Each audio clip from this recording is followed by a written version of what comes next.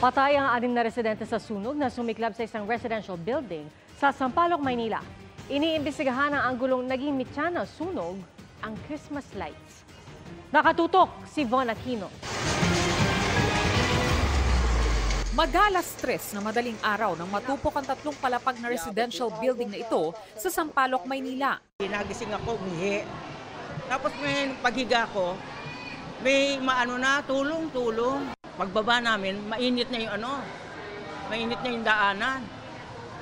May mga pumuputok na. Ayon sa Manila Fire District, hirap mapasok ang lugar dahil makipot ang daan. Kailangan po akyatin para masuppress kasi ito lang po yung entrance, exit at saka egress nila papunta sa loob. Ganito kakitid yung daan papasok doon sa nasunog na residential area. Ayon kay Adelaida Pili, yung isa sa may-ari ng nasunog na gusali, 1970s pa lang daw nakatira na sila roon. Pero na magtayo ng iba't ibang istruktura malapit dito sa kalsada, unti-unti nang lumiit yung kanilang daan palabas. Sa paunang investigasyon, sa unang palapag nagsimula ang sunog na umabot sa ikalawang alarma. Kino-confirm pa po yun kung talagang may Christmas light po sa loob. Probably po more on sa electrical system ang kanilang tinitingnan. Pasado 4:00 na madaling araw, tuluyang naapulang apoy.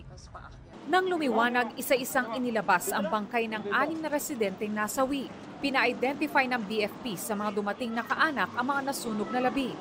Nang makita ang bangkay ng kapatid na si Ricardo Lopez, asawa nitong si Laila at anak nilang si Jillian, 9 years old.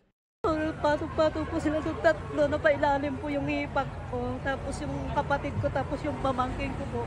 Mga nagpagsak po sila sa hagdanan. Siguro sa gusto nilang makalabas po, inabot po sila doon sa may hagdanan. Nagdiwang pa raw sila ng kaarawan nilang magkapatid noong nakaraang linggo. Nasawi rin ang 82 taong gulang na may-ari ng gusali at ang mag-amang kasama niya sa ikatlong palapag. Umakyat sila sa 4th floor Siguro hanap sila ng pwede madaanan kasi may tagusan po yan papunta dun sa tsahin ko sa kabila Kaso nga lang, siguro nataranta na rin sila kaya doon na sila inabutan sa taas sa 4th floor. 13 pamilya ang apektado at pansamantalang nananatili sa Laonglan Elementary School. Nakakadurog ng puso, magpapasko pa. Parang natutulala talaga ako. Sobra. Inabutan sila ng tulong pinansyal at pagkain ng Manila LGU. Para sa GMA Integrated News, Von Aquino, nakatutok, 24 oras.